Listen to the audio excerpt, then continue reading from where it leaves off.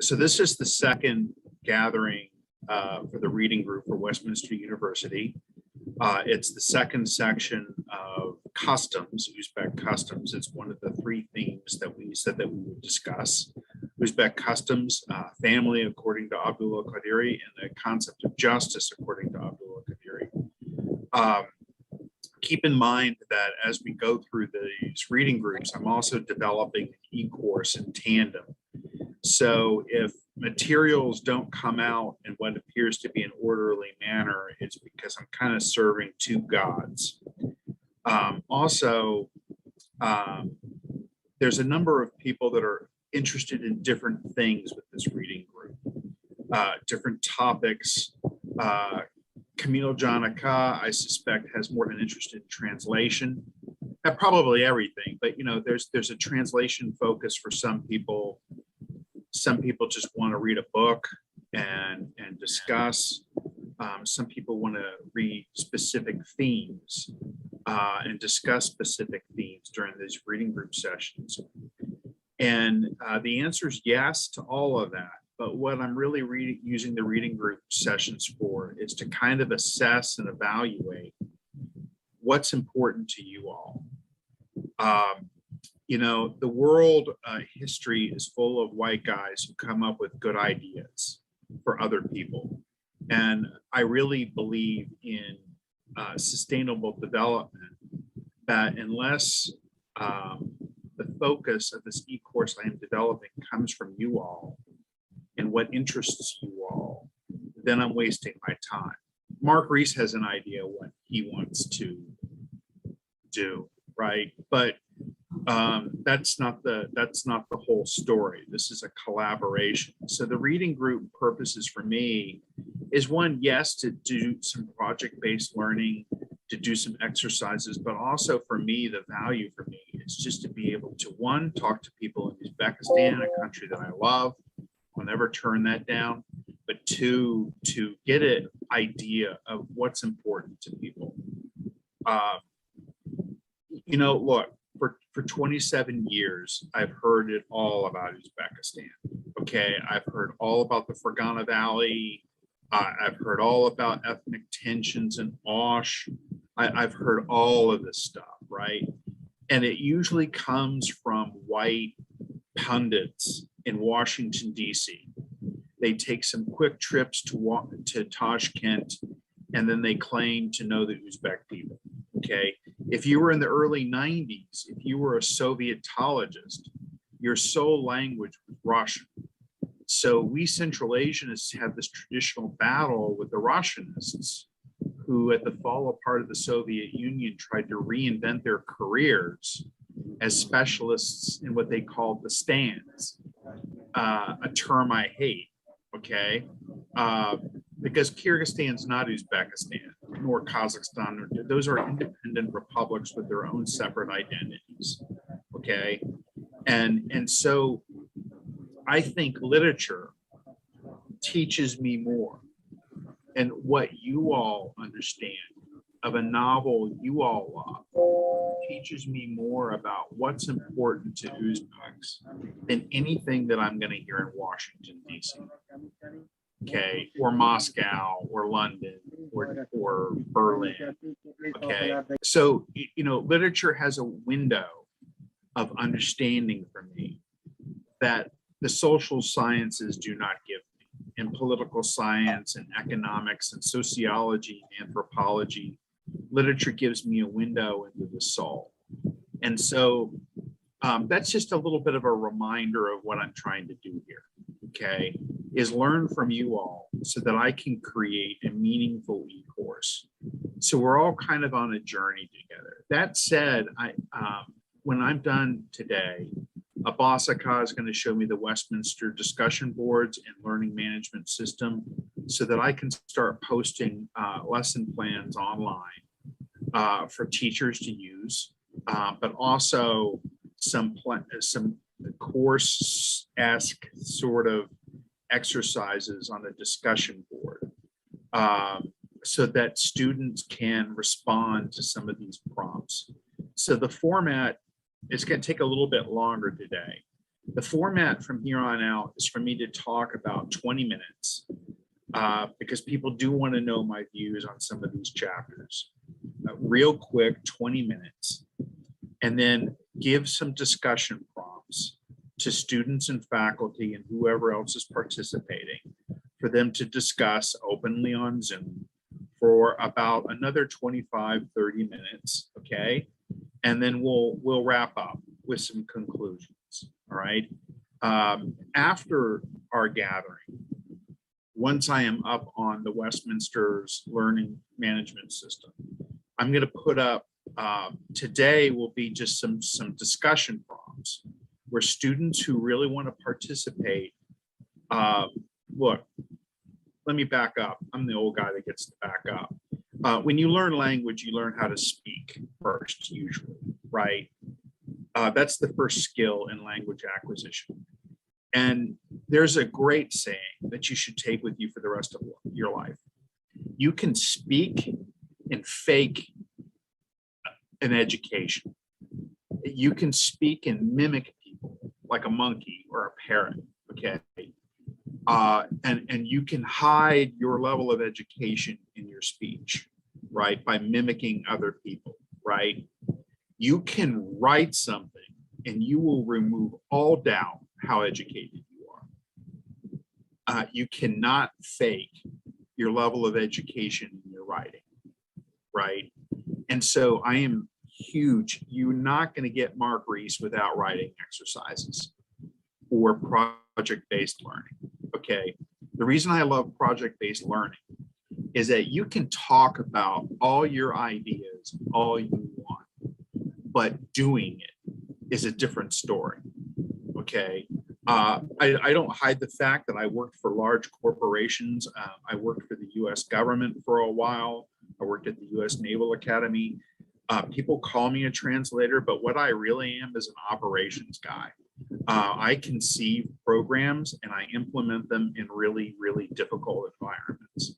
And so the reason I love project-based learning is we can talk theory all we want. You know, when people want to criticize something that I did with Ukon Kunlar, I just say, hey, you try it. Okay. It's not defensiveness, but it's like, if you think you can do it, do it. Talkers talk, doers do. And so these discussion boards are where you're going to do something. You're going to get up there and give me 2 paragraphs responding to the prompt that I give you for this week. And you are required to respond to 2 other students. I like to keep it positive. I don't like negative criticism. I like positive discussions of, you know, maybe you should consider this, you know, that type of thing. I really believe with language and literature, there is no correct answer. It's all legitimate. You know, it's your own personal perspective. That's one of the reasons why I love literature and I love language. Again, Ukon Kunlar is translated by Mark Reese is only my viewpoint. And I look forward to somewhere down the line, again, you all killing your hero and somebody else bringing their viewpoint to Ukon Kunlar or some other piece of Uzbek literature. Okay, Bulda. So that's the plan. 20 minutes of me talking, a guided discussion, okay? Some discussion prompts that rely upon a Socratic questioning. I'm going to give you some questions to discuss amongst yourselves. I'm not going to guide it. I'm not going to tell you what is correct, what is incorrect. I am more interested in you developing your own ideas. You know, I'm not a propagandist. I am here for you being able to think for yourselves. The Almighty gave us the ability to think for ourselves. We need to use it, okay? So then once we have about 20, 30 minutes, the beautiful thing about this discussion period is that that should inform what you put on the discussion board, right? It kind of gets things moving on the discussion board. And just one last caveat, I promise, and then I'm going to get started on my 20 minutes, is that, you know, writing removes all doubt about your educational level. I was a kid who grew up in very difficult environment in terms of my education. And if I can do it, anyone can do it. Okay. My one great ability with Uzbek and with writing and with anything is that I am pretty fearless. I am not afraid of failure. I am not afraid of making a mistake. And I've taught in Uzbekistan for a long time, and I think that students are given this sort of anxiety about making mistakes. Oh, I made a mistake, I should be embarrassed or something like that. No, mistakes are how you learn. And criticism is a good thing. Criticism or discussion is a good thing because that's how you grow from it, right? You shouldn't be seeking out people in life who agree with you. You should be seeking out people in life who challenge your belief systems, right? And if you can't have your belief systems challenged, then your belief system, in my opinion, is not very strong. Okay, so that's the philosophical part for 8:51 in the morning in Nashville, Tennessee. Okay, so I'm going to share the screen here. So the chapters that I gave leading up to this discussion is Toy Kisla Majlise, Unexpected Happiness, Kutumagan Bak, Uzur, okay, and Aspirations of Parents, okay.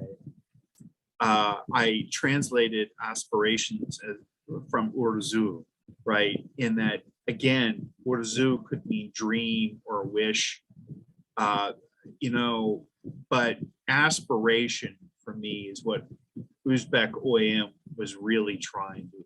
She aspired to make this great match for Otabek, whether Otabek wanted it or not. His happiness was not really her greatest concern, right?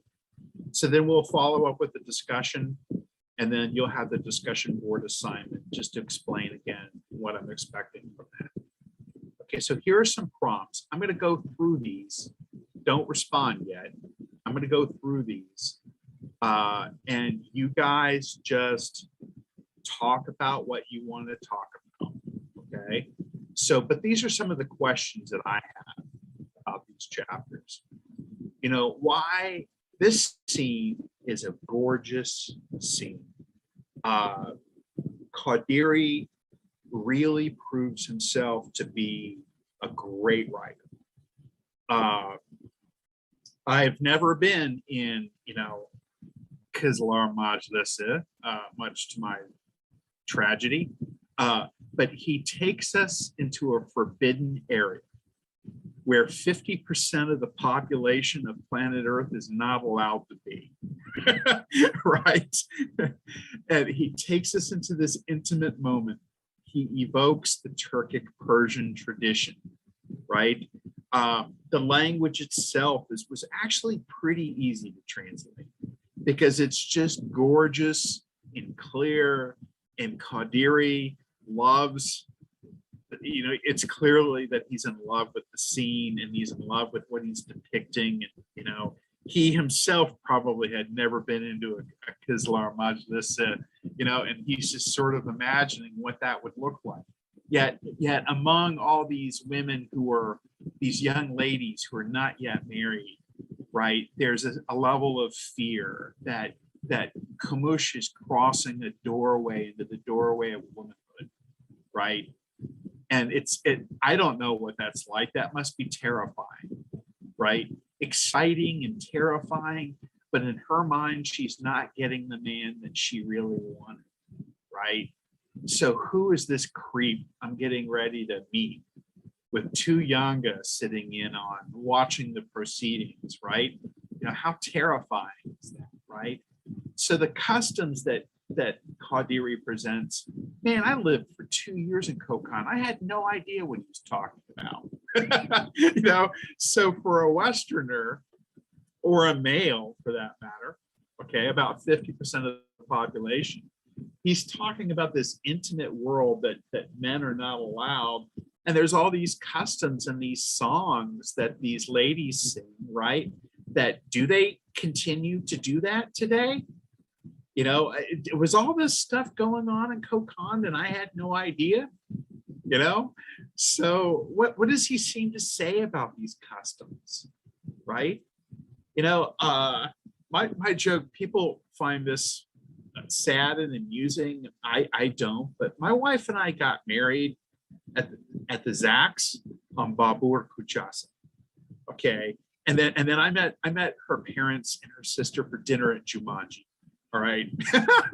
there was no Kislar Majalisa. There was no elaborate getting together. I mean, we were sort of in circumstances where we got married rather quickly. The base had closed and we wanted to seal the deal and get this thing done, and then we would just be happy for the rest of our lives. But the Zax is a Soviet wedding, my friends. Okay. The Zax may be what you have to do to get your marriage certificate, but it's Soviet. Okay. And though I love Babur Kuchasa, that particular area. So what does Qodiriy seem to say about these customs? Why did I not translate the title of the chapter into English? Okay. And are the events in the chapter relevant today? Is it just another question? Is this what it's like? Is this what we want to show Westerners and people who read this novel in English? This is who we are. 1938 did not kill it off. We came back to it, or in 2022, we have different versions of it, right? We have different aspects of this. Kutumaganbach, right? Like probably the most famous chapter in the whole novel about Tibetan culture, right? Everyone loves that scene, okay? And I can't even imagine, poor Kamush, how terrifying. I have no idea what's on the other side of the Paranjir in that room, right? And I've got these two Yanga sitting peeking in through the door, which I got to say, as a Westerner, that would be a bit challenging for me. Okay, no judgment, but it would challenge, okay, right? But that's how it is. It's been that way for thousands of years, for centuries, right? So what does this show about the ritual of marriage in the 19th century Tashkent? Right? Is this the 19th century, or is this still pretty much what's happening today, or are there variations of it? I don't like generalizations. Okay. I think, in my opinion, marriage is an individual choice to a degree, but it also, in the context of Uzbekistan, depends on the socioeconomic background of the family. It depends on a lot of things. So you got to be careful of the verb to be. Marriage in Uzbekistan is, right? Well, no, it isn't anything. It's peculiar to each individual family, the different mahallas, socioeconomic background. If you marry an American, he takes you to Zax. Okay. What are the rights of women represented in this chapter? Okay. What about the Yanga? Everyone focuses on Otabek and Kamush. I find the Yanga fascinating, right? These women who usher a young lady into a ritual they themselves have gone through.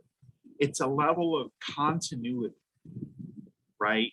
It's a strong institution of support among women that cannot be broken by the Soviet experience, right?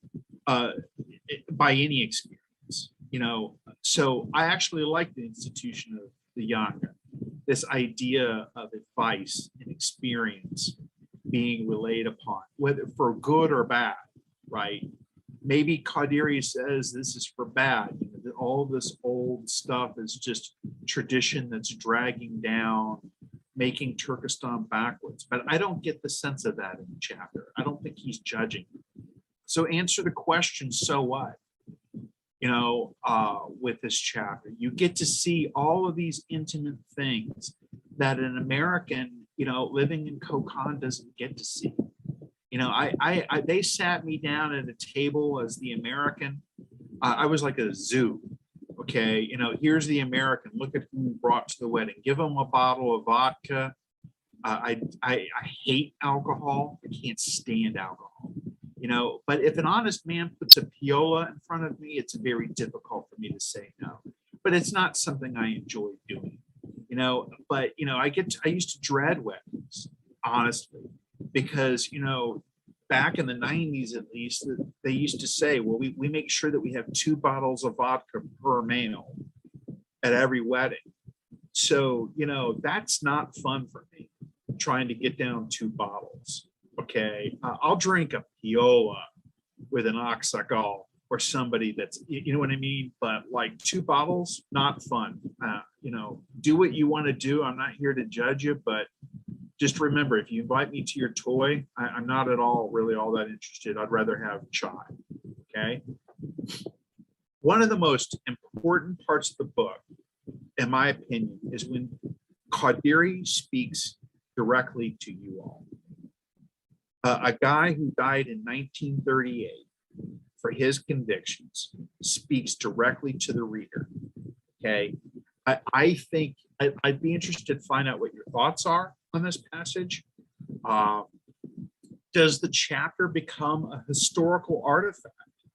Because Qodiriy talks about, he's apologizing. It took a while between volume 1 to put out volumes 2 and 3, and that there were problems with editing. There were problems with printing. There were all these problems that got in the way, but here you go, dear reader. I'm sorry, I'm sorry, but dear reader, here are volumes 2 and 3. I got choked up translating because it's like the story in Istanbul when they were restoring the Suleymaniye in Istanbul one year, and the architects were trying to restore part of the foundation. They were digging, and they found a large glass thick bottle with a note in it, and it was from the architect Sinan. And he said, when it's time to restore this part of the foundation of the Suleymaniye, you will have to take these elements into consideration. And how powerful is that? Sinan, the great Ottoman architect, speaking directly to architects, over 1,000, 500 years later, right? How powerful is that to have Qodiriy apologize to you? The writer apologizes to you. Sorry it took so long. I'm sorry it took so long to translate this book. So, I think this is the last one.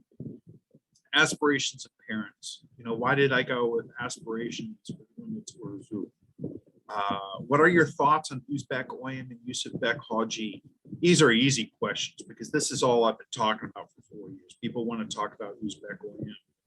Here's a translator note for Camille with all these different versions of Ukan Kumlar floating around. I read a ton of dissertations from grad students in the United States and Europe and even Turkey who said, Uzbek Oyam, despite this being an Uzbek novel, the only time the word Uzbek is used is for the name Uzbek Oyam. This was considered as truth among all these people who did the dissertation. But when I read the 1994 version, which is faithful to the Yana Imla, the Arabic script version, right? In fact, in volume 3, Qodiriy uses the term Uzbek to describe a people. When Musulman Kul is deposed, is it on the Salar River or the Chirchik? I think it's the Salar. The Kipchaks and the Uzbeks square off on this river, and they're getting ready to come to blows and go to battle and kill each other. But at the end of the day, Kipchaks and Uzbeks reach across and shake hands with each other as brothers, right? So what I think is the reason why, frankly, all these people who wrote their dissertations were wrong is because, one, I think they did not read the entire book. They didn't read the proper version, the complete version. They read an edited or redacted version where elements were taken out. So the Soviets were concerned about pan-Turkism, right? Pan-Turkism keeps coming up as this political thing, right? You know, he wasn't actually being a pan-Turk in my opinion, but Uzbek is used in volume 3. So what about Uzbek and Yusuf Bek Haji? I think Zainab is one of the great tragic characters of this novel. She could have had a good life, people. She could have been happy with a man who was happy to be with her, and she did not get that. And there's questions about what Kundosh leak does to mental illness. Zainab loses it in the end, right? She does something in the end that is tragic. She's a tragic ending. I don't think Otabek, you know, he died where he wanted to die in Avliyoata. Kamush didn't get a say in the matter. She was murdered. But Zainab descended into mental illness. She would never get the life that she freaking wanted, which was just to have maybe have a nice howla and have a big old family. And she didn't get to have Kundosh leak. You know, I am not a propagandist, but again, you know, when President Mirziyoyev became president, I was skeptical because I'm a long-term Uzbekistan person. You know, I was nervous. And then when he gave a discussion about Kundosh leak and Utkan Kunlar, he had me at that point. I knew that this new president would be serious about reforming Uzbekistan. The Kundosh leak exists today. Okay, that was the whole point of Mirziyoyev's reference to Utkan Kunlar. He was sitting in a group full of men, and he said it's illegal, and if I catch you doing it, you're going to be relieved of your positions. The other piece here for discussion prompt is the aspiration of parents. Is Otabek a coward? This was a perspective that I got from speaking with Uzbeks about the novel rather late in. You know, they said Otabek did not fulfill his responsibilities, and at the end, the tragedy was Otabek's mistake. It was his responsibility, the tragedy of the novel. And maybe as an American, as an egocentric American, I never really considered that. So those are the discussion prompts. Later on, we'll get on to the discussion board assignment and talk about some of the future assignments and how they're a little bit more interesting. And I want to turn it over to you guys to ask questions and to discuss your ideas. Camilo, John, do you want to say something? Yeah, I think that I will start probably with the very last question I saw. Is Otabek a coward or not? Well, I think it's, I mean, he's a product of his, you know, own time, I believe. And I mean, you know, now it is very strong feeling in Uzbeks that they should obey their parents. So, I mean, although there was a sort of protest, I believe, in the way he faced that proposal to marry another girl, I still believe that well, I mean, of course, it was Yusuf Bek Haji who actually convinced him that although he has his right to decide on, he still, I mean, like, also should understand the situation of his parents and sort of please them. I mean, that's what, I mean, that was an expectation probably. And it is an expectation now in many cases, I believe, that children need to please their parents. Right. Although, I mean, I think this kind of thing is transformed over, I mean, has been transformed over time, I believe. I mean, probably, well, we got more, I mean, we started having a more modern vision of that, I would say. But at the same time, in many cases, and I think especially in regions, people still believe that kids should obey parents and do what they want them to do. So it's hard to say if he was a coward, but definitely he's probably a weak-willed person, I would say. Interesting. In some ways, because I mean, he knew that he loved Kumush, right? So he could fight, but he didn't go. He didn't go till the end with that.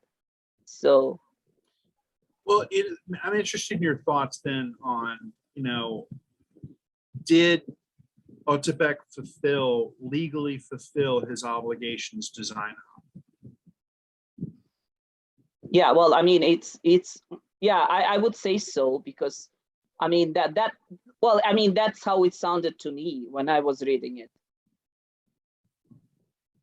Well, I'm no mullah. I have taken, extensive courses on Islamic law, but it depends on what the legal marriage agreement was between Yusuf Bek Haji and Zainab's father.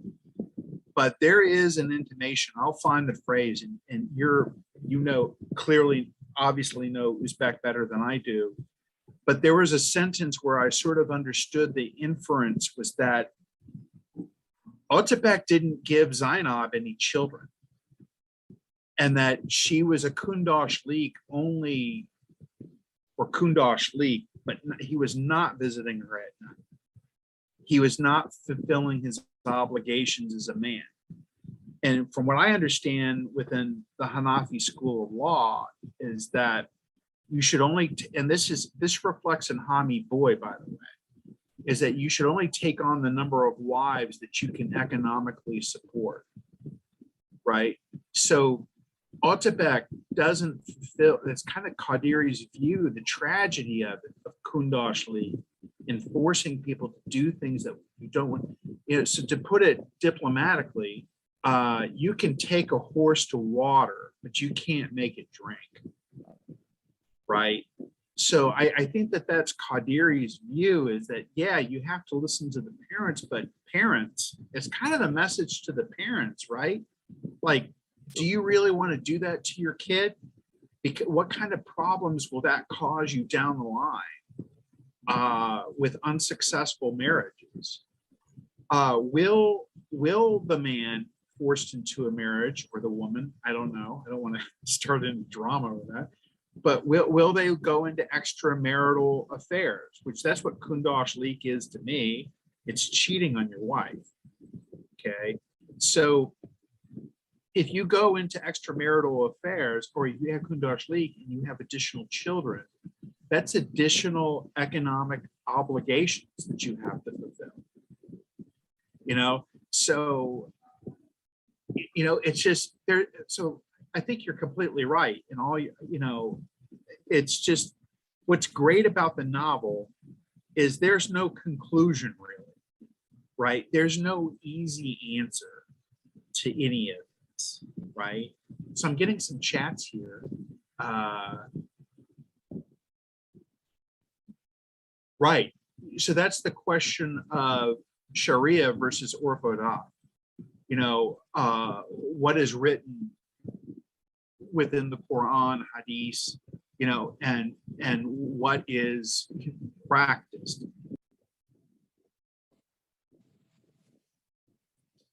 So let's hear some other responses to some of these questions.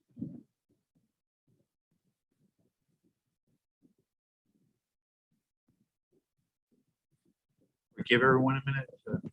Could you put up the questions again, or put them in chat maybe, so we can see them?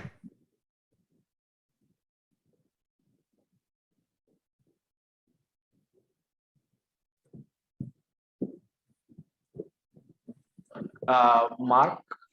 Yes, sir. Yeah, me? I have a question. May I ask?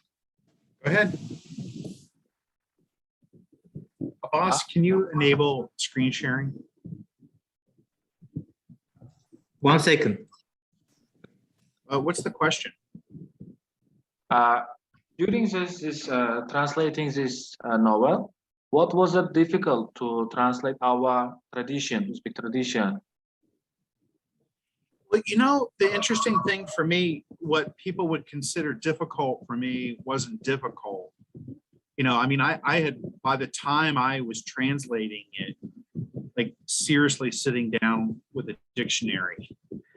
I had lived in Uzbekistan for 5 or 6 years, so I knew Uzbek customs pretty well. It was one of the reasons, to answer one of the questions somebody put up, why did I choose to translate Qodiriy? I think I can kill two birds with one stone.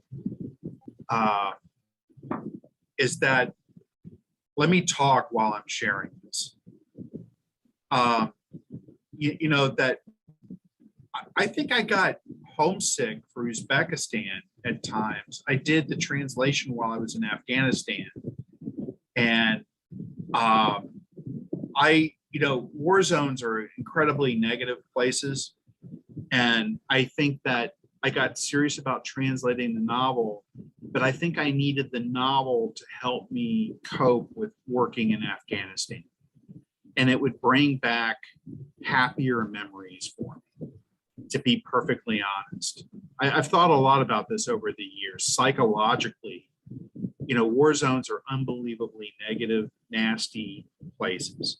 And I think I needed the novel to remind me of the days when I was in the Peace Corps or living in Tashkent when I had happier times. It gave me meaning. So I translated the novel over a 15-year period, really. It took me 2 years to translate, 13 years to edit and to correct. And for the record, I could not have done it without Umida Hikmatalayeva or Umida Hashimova finding the many, many, many mistakes that I made. Of course, the language was really challenging, but in grad school, I had already taken a Chagatai course. I took a full year of Chagatai. I took 2 full years of Persian. So knowing the etymology of words, let's say, and the nuances, like suhbat versus mulakat, right? Kind of synonyms, but they have different shades of meaning. That was not that challenging in some ways. But once you get it into English, it becomes its own novel. It becomes its own thing. It becomes an English language novel, right? And so at the end of the day, your responsibility as a translator is to make it enjoyable to read in its target language. That is really difficult to do. Can I get this person to read through 500 pages of a novel, right? Especially today when everyone's doing digital format, right? So that was the most difficult part. But the customs and talking about Islamic law with my friends and this references by al-Bukhari and this hadith, all that stuff is nothing but a joy for me. I could do it all day, every day, until I am no longer on planet Earth. It's making it enjoyable to the reader. That's a pain in the butt. All right, so here are some of the questions. Why did Mark Rees not translate the title of the chapter? Provocative question. What about so what? What about the rights of women represented in unexpected happiness? Uzur, is it a historical artifact? How does Zainab play into the family drama? We've already talked about all this, right? And Uzbek Oyam and Yusuf Bek Haji have been talked to death. I'm tired of it. But if the topic's there that just talk about whatever you want to talk about. I'm talking way too much. Again. Excuse me, Mark. Yes, Excuse me. So there was a question from Aftab Khan in the chat. So she says, good evening. Thank you very much, first of all, for making an opportunity to read a famous novel in another language. My question is that why did you choose exactly this novel? What made you to choose it? There are many other Uzbek novels, but why exactly Otkem Kullar? Thank you beforehand. So like 2 or 3 different reasons. One, I had to translate the first 3 chapters in order to get my graduate degree from the University of Washington. Ilse Sertautis, a famous Turkologist, said, if you can read Ugan Kunlar, you can read anything in the Uzbek language. and that this novel is spectacular. And in order to get your aspirantura degree, Mark, you need to translate 3 chapters during the exam period. You have 3 hours to translate 3 chapters. Okay. Go to Tashkent and work on your Uzbek and come back to me in a year and take your exam. And Ugan Kunlar will be the basis.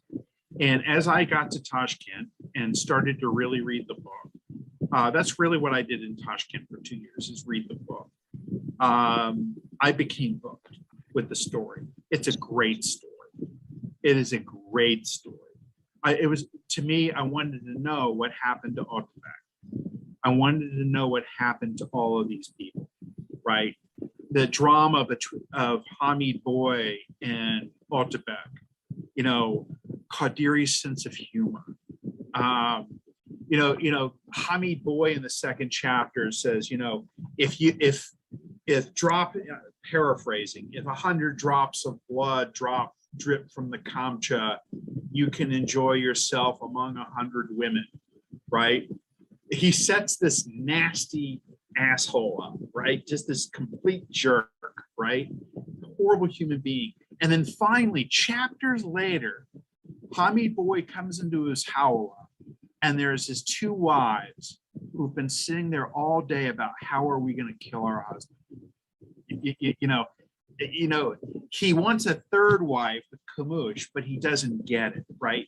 So what do you mean 100 drops of blood from your Kamcha? From my point of view, Hamid Boy, you've succeeded at nothing. You're the antithesis of what is supposed to be a Central Asian male, a faithful person who is economically capable of supporting 2 women, also means making them happy. But they want to murder Hamid Boy when he shows up at his hawla. It doesn't sound like he's that much of a manly guy to me, So Qodiriy has a sense of humor that I think I completely failed in capturing in the novel. I've been assured that I've captured some of his humor, but I think humor is extremely difficult. The other reason was, so there were the practical purposes. There was the purpose of, I just enjoyed the story as I was working on my aspirantura degree, but I saw how excited Uzbeks became when I would bring up Ugan Kunlar. You guys light up when the novel's mentioned in ways that, don't be offended, but, Navai is an incredibly important poet, right? But I don't see the same level of electricity and energy. People are very opinionated about what happens to Kamush and Zainab and Otabek. And but I also think that there's the guys like Handamir Qodiriy in his generation that lived through the hard times, right? And they understand what independence means to Uzbekistan. So I really see, no disrespect to the Timurids, but I see Ugan Kunlar as the origin story of the Republic of Uzbekistan. Okay, it's what people tried to understand and fight for in the 1920s and 30s. Okay, and it's one of the reasons why the novel's been ignored for a long time after independence, is because it's inconvenient. Qodiriy was very critical of leadership. He was so critical it got him into jail, right? But again, if your values are so weak that you can't take criticism, then you're not projecting strength, right? So Qodiriy explained, I lived in the Fergana Valley in 1994. It was 5 years after the events in 1989 in Kokand. I lived in a mahalla that 5 years before I arrived saw ethnic cleansing of Meskhetian Turks, okay? And then I see the Kipchaks and the Kora Chopan and tensions within Fedora Khan's court. When I lived in Kokand, I understood none of that history, none of it. I would go to Fedora Khan and I would listen to these guys talk and try to work on my Uzbek language. But I didn't understand that this Hane had major problems of globalization. He had tensions. Hedora Han had, I knew who Hedora Han was. I didn't know that the Kipchaks, the sedentary and the semi-nomadic people were trying to control him. So it answered a lot of questions for me, but also I'm giving a long answer, but in Afghanistan, again, I translated the novel in Afghanistan, and I've kind of see the novel through the eyes of an American after 9/11, trying to understand a world that we did everything we possibly could to ignore. We, in the 1990s, we ignored Central Asia. Okay, it was the land that the Afghan Mujahideen fought the Soviets. That was the only thing we ever thought about the stands, the Central Asian republics.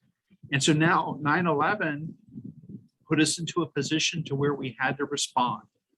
For better or worse, we had to go to Afghanistan. So I'm watching Americans who know nothing about Islam, zero, less than zero, who know nothing about the region, nothing about the language, right? Yet they're in Afghanistan working with interpreters who are trying to explain things to them so that they can make better decisions.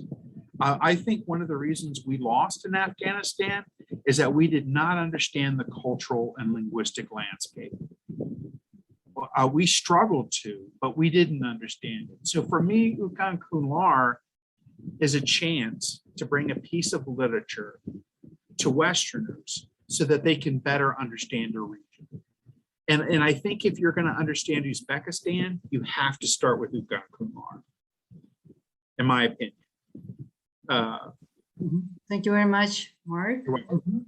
So shall we go ahead with other questions? Sure. I mean, Mhm. I'm completely open, guys. You know, this is open-ended. Okay. So I why think did- Emil has got a question. Yeah. okay. Mark, I just wanted to comment on your question about not translating the title of the chapter. Mhm. So like, I have several ideas.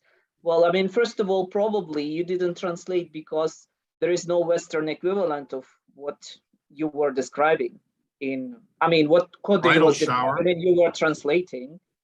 Kizlar Majlis said bridal shower. Right, but I'm just saying that like how, Is that how romantic? much meaning of that event it holds, you know? Right. So there you hit it. Okay. So Salman Rushdie wrote a gorgeous novel called Midnight's Children about the generation of children that were born at midnight for the independence of India from British rule. Swaraj, okay, self-rule. And he's a beautiful writer. And he has this way of writing in English with this character, the narration of this character, he's a stream of consciousness. And then he's going along and then he throws in a Hindi word right in the middle of an English language sentence, okay, to show that Huffable mind. But my joke used to be about the Tashkent Shivasa was half Uzbek, half Russian in the sentence, okay, which is not true so much anymore, okay. But when you get out into the regions, man, the Uzbek language changes, right? It's a different, ball of wax. So that code switching between languages is really how people think, right? Language, Uzbek and Russian especially, Russian to a degree, my wife's Russian, has changed my English language, right? So what Rushdie does is he captures that duality, that within an individual, there are different layers of identity, where a Russian word may just capture it a little bit, a meaning of something a little bit better, right? So one of my biggest challenges as an old guy going to Uzbekistan is one, the alphabet. I guess it's new again. There's been some reform of the alphabet. But two, when I was learning Uzbek in the 90s, I used a lot of Russian cognates. And now there are Uzbek terms and people are constantly correcting me. We don't use that term, or we use the Uzbek. Oh, okay. Thank you for correcting me, right? So, but to me, when I go to Istanbul, I don't eat bread. I eat naan. Okay, naan is naan between Istanbul, Turkey, India, over to Western China, maybe up to Mongolia, maybe Southern Russia. Okay, naan is just naan. And so to me, a toy is a toy. I can't call it a wedding. It is a wedding. Kislar Majlisi, you could call it a bridal shower. But as an American, when I think of bridal shower, I think of a bunch of very drunk women going to a bar, acting crazy, no judgment, but I just consider them to be two separate things. The other thing is the reason I didn't translate the chapter was the same reason I didn't want to translate the title of the book. The Shahnameh is the Shahnameh. Okay, it's not the Book of Kings, right? The Book of Kings to me is a guy who grew up in a Protestant family, right? Is biblical. Okay, it's got biblical connotations to it, right? The Shahnameh should be called the Shahnameh. Okay, and if you can't call it that, don't read it. I know this is very harsh, but it's time for Americans to learn some other languages. All right. And so to me, Ukan Kunlar, I don't even think of it as bygone days. I just put it there because Amazon wanted me to put an English subtitle on there for search capabilities, right? But to me, Ukan Kunlar will always be Ukan Kunlar. And you can't quite capture it in the English language. You know what I mean? Yeah, bygone days to me in English doesn't capture that sort of sentimental nostalgia that Qodiriy has. And it doesn't capture the sacrifice that Qodiriy made for the novel. So I think I love it when I get Americans, when I give a lecture and I get them to say Ukan Kunlar, success. Right? So Toy Kislar Majlisi, it's such a beautiful chapter. And I think to just respect Qodiriy, I wanted to keep it in the. Thank you very much. I just wanted to add I just wanted to respond to another question about why Qodiriy included it into the book. So like, again, my thinking is that, well, actually, I mean, I wonder if this Kislar Majlisi was existing at Qodiriy's time, like, or how it transformed, because I mean, he was talking about the time almost 100 years before he was writing a book, right? Right. Or maybe, yeah. So I wonder how much it changed. And I mean, I also can share some of my, well, I mean, something that my dad used to tell me before, because my dad is originally from Namangan region, so also Fergana Dale. And I know that when my uncle was marrying, the bride would be brought by horse in Arba, Yeah. So, and that was like completely different from how it used to be, during Hudayar Khan's time, or even during Qadiriy's time, maybe in 1920s or 1930s, it was absolutely different. But I believe that the purpose of introducing this event was probably to show what was lost with the time, or maybe there was something that, I mean, probably it's, like, although there are a lot of questions probably about how the event was held and what was the meaning behind that, but there is certain wisdom in that, which I believe that was lost, and that is what Qodiriy wanted to show. Sure, he was living through a cataclysmic change in the 1920s. Borders that did not exist. And I made a statement once teaching at the Naval Academy when I was discussing Afghanistan or Central Asia or India, the Middle East. All borders are colonial borders. Okay. After World War I, a Frenchman and an Englishman got together and shaped the Middle East. Okay. Borders have no regard to who lives on that border, right? And so he was living through this cataclysmic change in his life. I mean, he says it in the opening statement from the writer. You know, I'm afraid of our new generation is going to lose some of the old stories of our people, right? So then he begins this story that is cast in that tradition. Thank you. So Fazil, Jordabek, Rano, Nargiz Banu, Hamid, Salahuddin, Muhalisa, I know Mazun is there. Svetlana, Lilo, do you guys have anything to say? May I speak? Of course you can. As this time, I have just finished reading the second chapter of this book before joining this conversation, and I am glad that I am catching up with the points you are speaking. And I want to mention about this topics, share my opinion why Qodiriy describes these particular scenes in his book.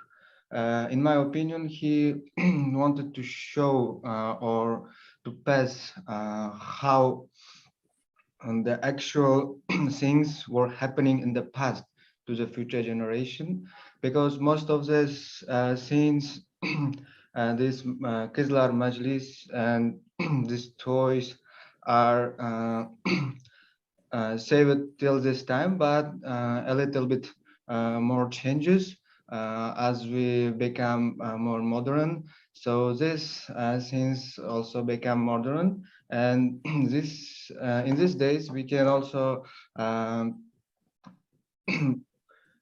encounter this type of meetings, but they almost changed comparing to Qodiriy's description, because while I was reading the beginnings of this book, I was wondered by the description, how he described the things, the actual things, like describing how the streets were, how the buildings were like built. I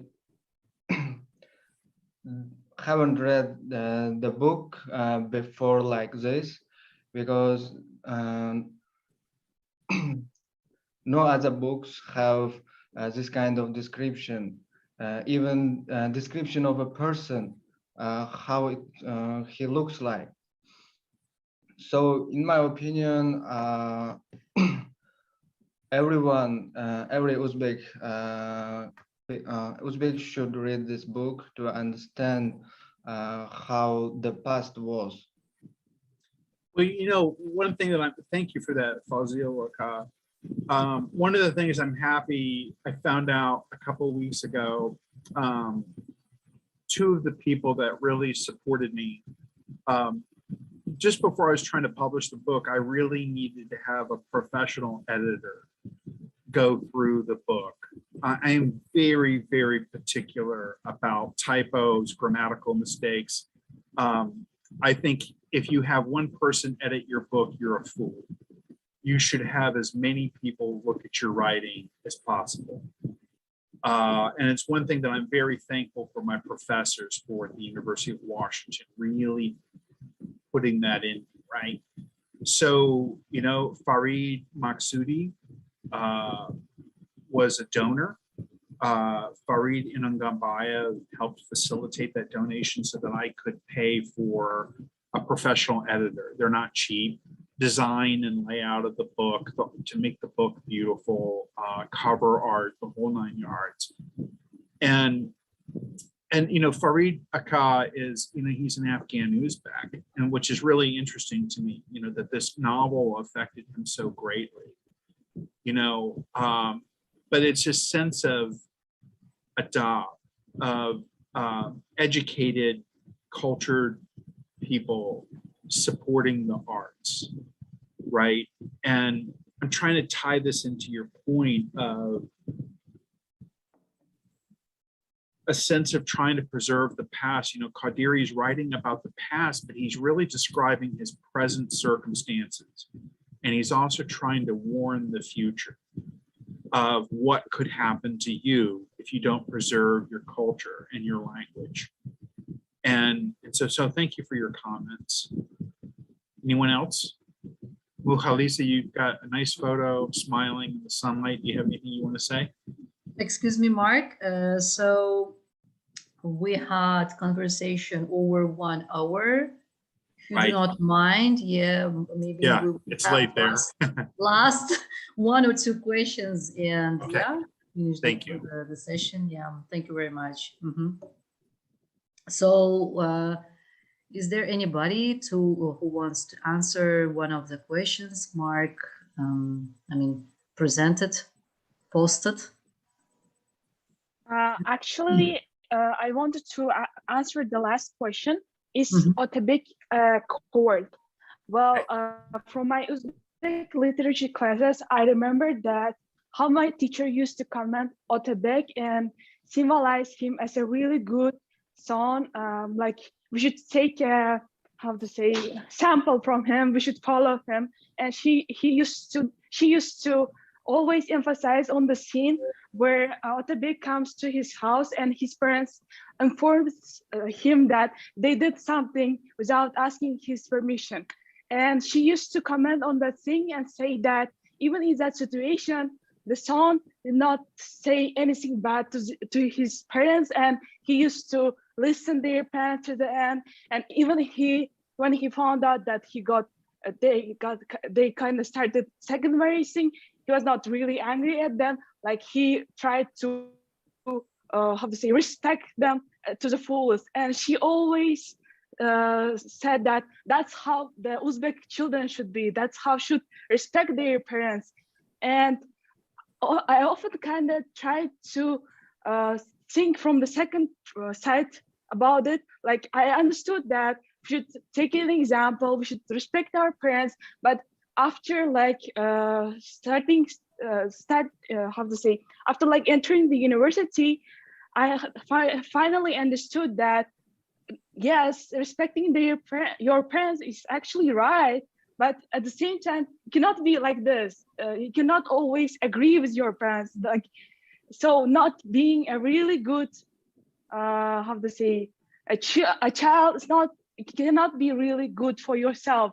So sometimes you should always try to at least prove your opinion and share it. I know that it can be some kind of bad to your parents, but at the same time, at the end, if you don't prove your point of view, it can lead to some kind of bad situation. It cannot be bad, like in the case of Otabek, God save us from this kind of situations, but at the same time, it's not always right. So at this point, I wanted to say that at school, I could not argue with my teacher about this scene, but after some years, after growing up, I got my own strong arguments against this point of view. Yeah, your understanding as you get older, your understanding of characters change as you get older and you begin to see more of the world. Well, let me ask you, Mukhalis, at the end of the novel, who's the one that mourns the death of Otabek? Like Uzbek who suffered? At the end of the novel, who's the one that mourns the death of Otabek?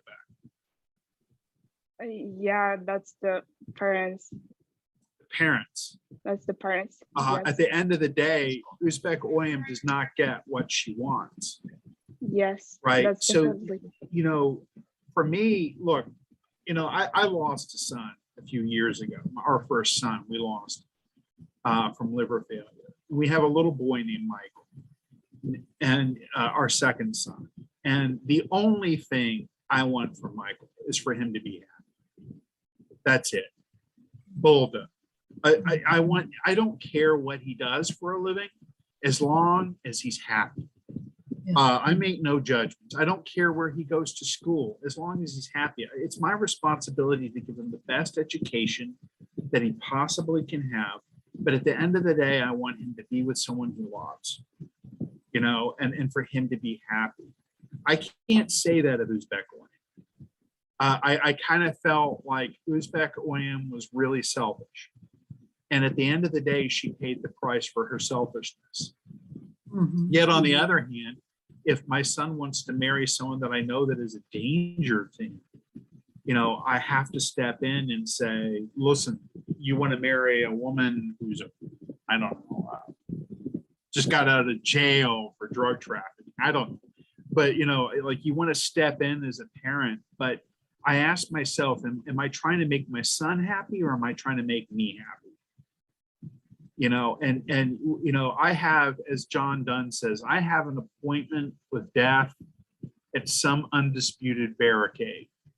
Someday, Mark Reese is going to leave planet Earth, hopefully to someplace better, right? But at the end of the day, I will be gone, and he has to be able to. You have to be able to make decisions for yourself, right? So great, thank you for your comment. We've been going on for a while. Any last comments? And I just want to finish. Can you hear me? Nargis? Guys? Yes, Nargis Abono and then Elbek. Yeah. Okay. Okay. So I'm not going to talk much. So thank you very much for the session. So what I just wanted to point out about like the whole, like all the characters here, I think they're very much short-sighted.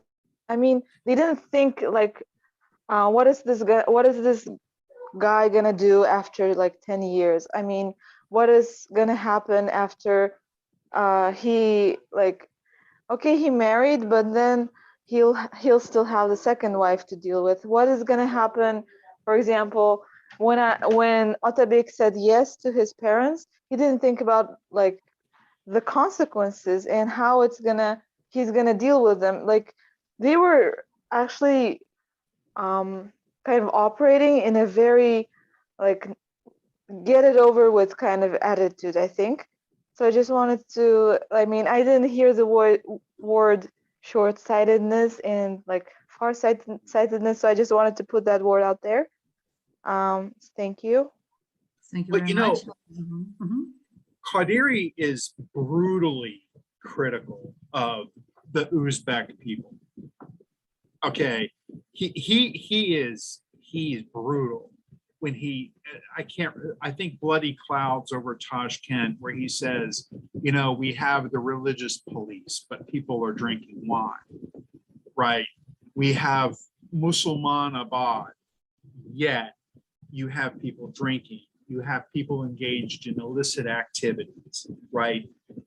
People worshipped Azizbek, but at the end of the day, they cheered him being thrown from a tower, right?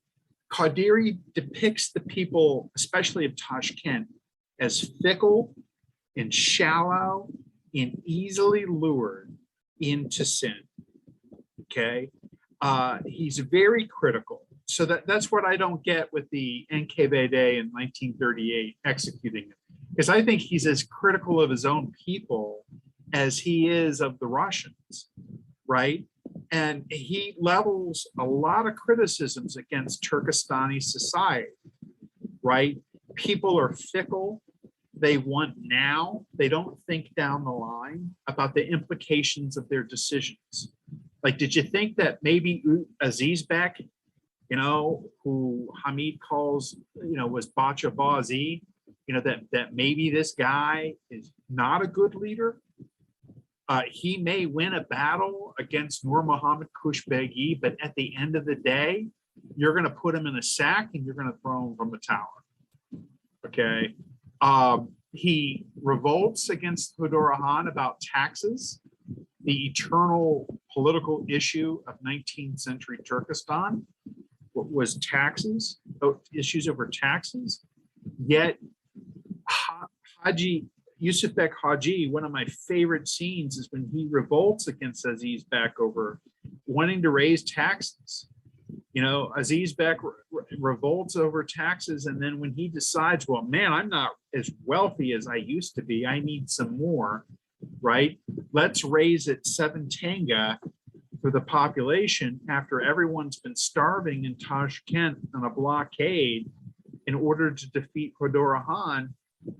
Aziz Bek betrays them. So the people don't think down the line that maybe Aziz Bek may be crazy. You know, maybe he doesn't have the interests of people. So you are dead on. I think that is Qodiriy's main criticism of his own people. And I think that in some ways, when he brings up the Russians, he brings up the Russians as a warning that, look, if we don't get our act together, if we continue to fight among each other, we are going to make it easy for us to be conquered, which was true, right? So you were absolutely correct that it is him trying to get his own society in the 1920s. He takes the 19th century as a cautionary tale of what is happening in the 1920s and 30s. As if we don't think for ourselves, other people are going to think for us.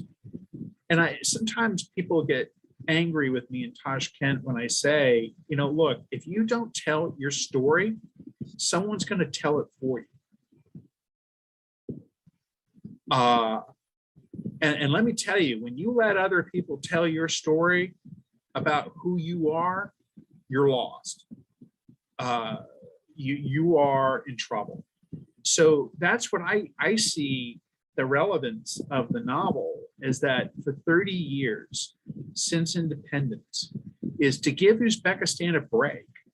I give leadership in Uzbekistan on a number of issues. I give them a break because they never got a manual on how to start an independent republic, right? No one gets a manual on how to do reform.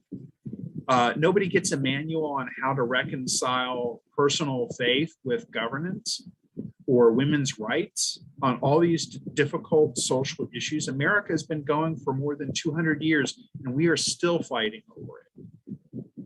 You know, so there's no final answer, but Qodiriy is trying to get people to think in the future, like think about the implications of your decisions.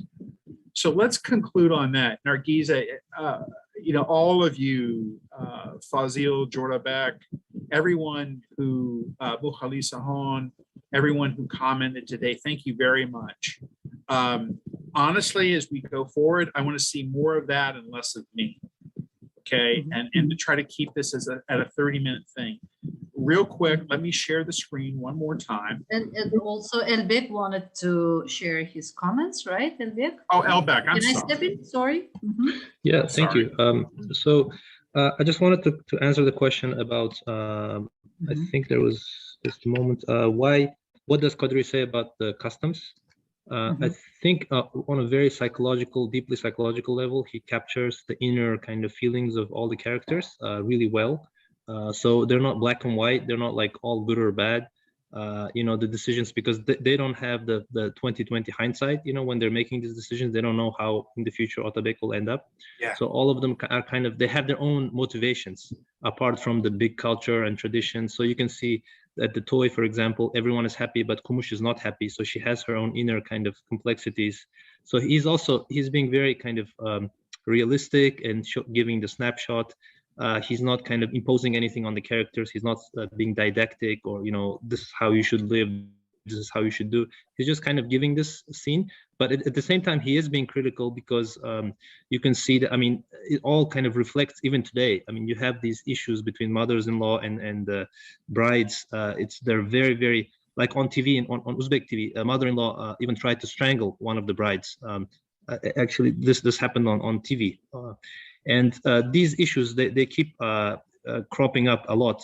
And so we have this sort of the traditions to look at, but sometimes it's almost like he's not telling us live like that, like have you know, these lapar or whatever, these customs, but he's saying this is how you were, this is like the good and the bad, but this was your history, this was your people. So now you decide like how you go on with that. Like, do you, you know, in a modern wedding, do you do this, do you do that?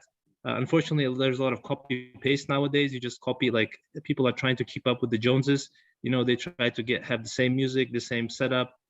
So it's a little bit mass culture is infiltrating everywhere. It's a bit artificial, but at the same time, you talk about the Russians, the cautionary tale, and I work in the media, so I see a lot of pro-Kremlin propaganda, a lot infiltrating everywhere and creating narratives for us. You know, pro-Putin narratives saying that you should join the customs union, you should join this, you should do that. And there's also a kind of a split in society between the Uzbek language media and the Russian language media. The Uzbek language media is a little bit more, you know, about traditions, about Navoiy, like the Uzbek language day. The Russian language media is a little bit more about becoming a bit more, because of these infiltrations, a bit more pro-Kremlin. And at the end of the day, I think you talked about Afghanistan as well, but we have, for example, some Afghan Uzbeks in our class, and they were really appreciative of the Navoiy, the birthday of Navoiy, the Uzbek language day, and they were really surprised because they, in our group of 70 students in the master's level, they wished congratulations, but not a lot of people responded, and they were like surprised, like how is this not? So in a way, we're taking things for granted as being this sort of nation state based country, and if we don't take things like give the proper value to our language, our literature, because the nation state is based on literature, we might disappear or get absorbed by China or Russia or another great state. So in that sense, people who are minorities, Uzbek minorities who live in Afghanistan, they can appreciate that more because they have that threat right next to them. They can be absorbed by Pashtuns and other nations. So in that sense, it's very important. And there are Russian-speaking Uzbeks. There's nothing wrong with that, you know, like Kazakhs, like Russian-speaking Kazakhs. But we just have to, you know, at least read it in English, at least read it in Russian, so we know like where we come from, what our roots are. No matter, like we might even be English-speaking Uzbeks by now, but we need to understand our roots so we can move further and develop better. Yeah, I mean, sorry for the long comment. No. It's really interesting for your perspective, especially since you're at BBC. You know, it gets into the earlier question of about why I translated the novel. I mean, like, I don't give a crap about the United States, Russia, China. You know, I have some opinions, but at the end of the day, I'm a Central Asianist. I didn't arrive during the Soviet period. Russian was not my first language to learn in Uzbekistan. It was Uzbek. And what I'm really interested in is the Uzbeks making decisions on their own terms. You know, I hate to sound like Ataturk, but you know, I want Uzbeks to be able to make decisions for Uzbeks. Or let me change it to Uzbek citizens of Uzbekistan making decisions for citizens of Uzbekistan. That could mean Korean, it could mean Russian, it could mean Tajik, you know, all of those things. I think Qodiriy would agree with me. I hope Abdullah Khan and I would agree on that note, right? He spoke Russian. Okay. Chopin married a Russian. Okay. So there is the idea, the national idea, and then there's the reality of the lived life and experiences of people. And we need to have compassion for that, you know, to let people follow what fits for them, right? But, you know, I don't like hearing the Orientalist imperial view that Uzbek is a simple language that's not capable of expressing complex thought, that the Uzbeks will never be able to manage an independent republic because they've never had an independent republic before. I've heard it all over the years, over the decades after the fall apart of the Soviet Union. And I tell my Russian friends, like in Brighton Beach in New York, that say that crap, you've never had an independent republic. Okay, you had a monarch, all right? And then you had the Soviet experience, and those were not independent republics. So sit down and drink your tea with your imperial crap, all right? You know, so, you know, I hate those debates, but, you know, if there's nationalism that's coming about in Uzbekistan today, let it be a compassionate nationalism. Because I can say from the last century nationalism was by far the ugliest, bloodiest thing that brought about the demise of whole peoples. And you do not want to go down that road.